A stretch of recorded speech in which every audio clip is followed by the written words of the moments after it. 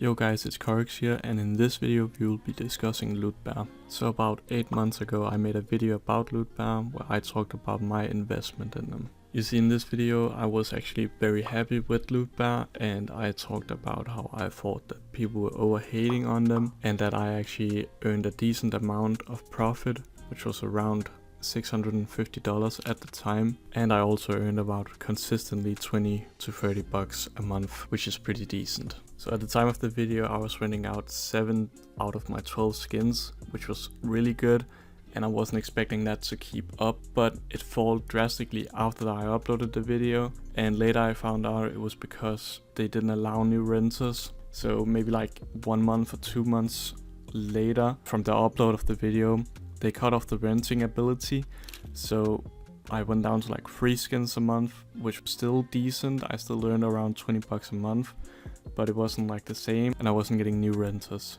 So yeah, recently I started looking into it, and I found out they cut it off without actually telling anyone, and I found a Reddit post where people are very concerned, and this led me to actually withdraw all the skins I have in Lootbear.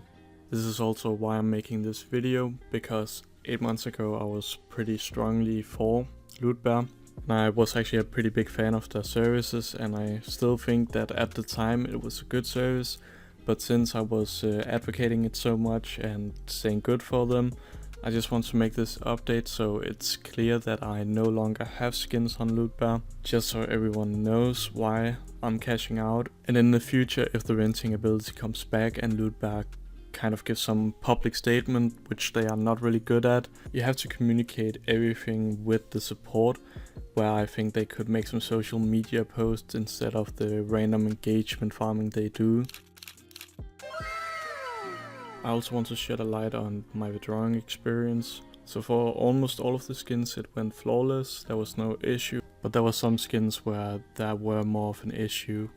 I had one skin where it said that it was not in the Lootbear inventory, but I looked it up on FloatDB and I found out that it was in a Lootbear inventory. So I just texted support with the evidence and they helped me out so I could withdraw it. And that was a bit annoying, but they got it sorted out in the end. There was also one other skin that was being rented, but after I texted support with the first instance, they just stopped the renting and they put some money in my Lootbear balance, which indicated that it had been stolen, but they didn't tell me that it was stolen. So that's a bit annoying, but yeah, I could put 2 and 2 together. Then when I tried to get a new skin for the balance, it actually was a bit less value, which also is a bit annoying, but what can you do? And that's also a con in my book, but now I've tried it, and yeah.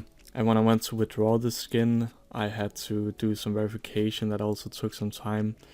But it's all good in the end. But yeah, a bit annoying, and could be a lot better customer service wise, where they maybe give me a bit more than the skin was actually worth, just for the hassle, you know. That was basically it for this video. Thank you all for watching to the end.